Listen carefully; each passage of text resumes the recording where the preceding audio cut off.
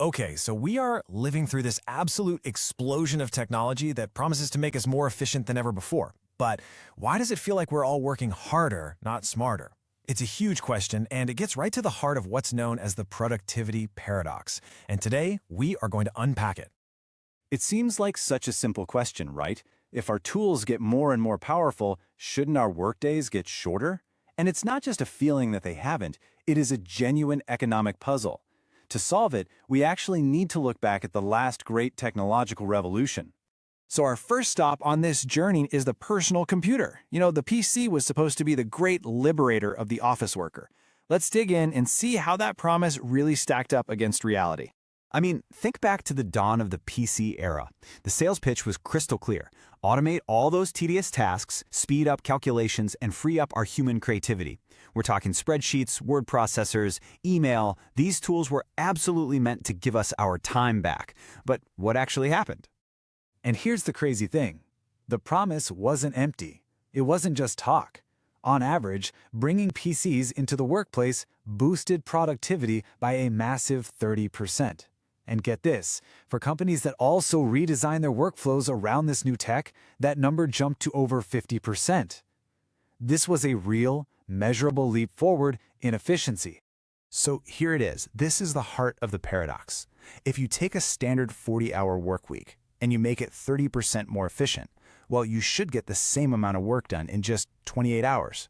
That would mean a 4-day work week with a 3-day weekend every single week. So the question is, where did all that time go?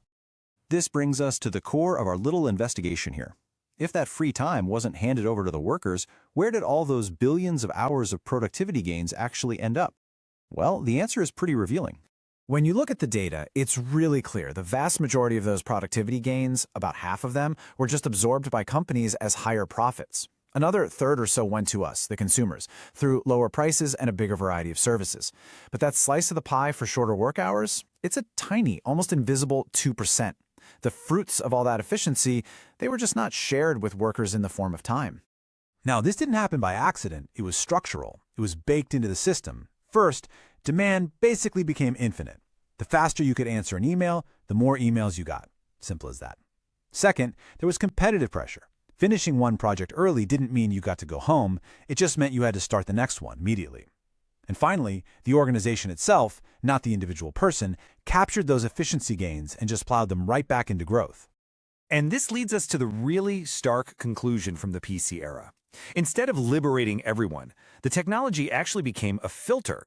It became a way to identify and reward the people who were willing and able to handle a constantly increasing workload.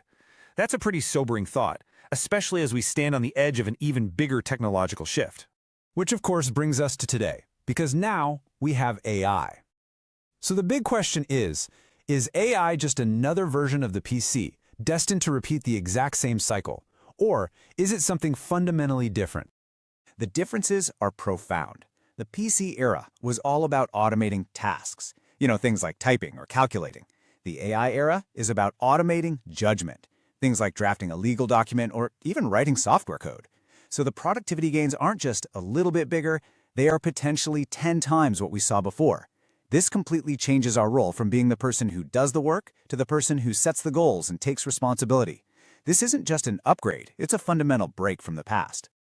And this isn't just some theory. We're already seeing real-world data that is just staggering. Programmers who use AI assistants are over 55% more productive. Customer support teams can handle double the volume.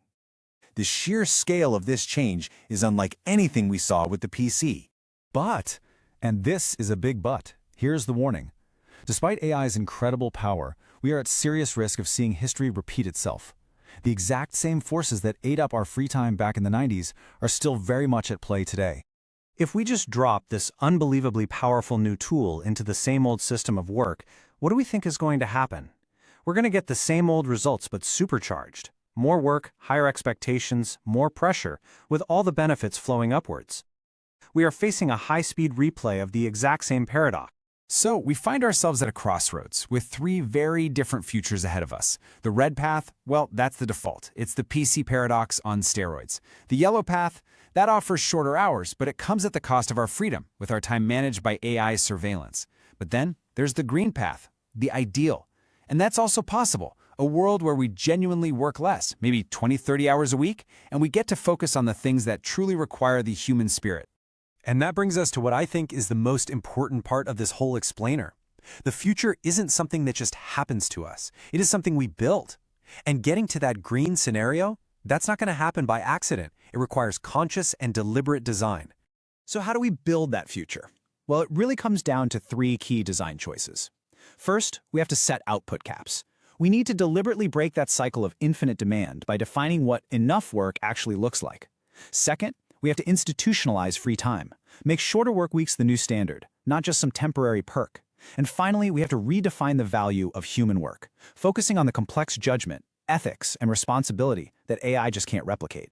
We've seen the past, we've seen the potential of the future, but the technology itself is neutral. It could create a work-obsessed dystopia, or it could create a world with way more leisure and creativity.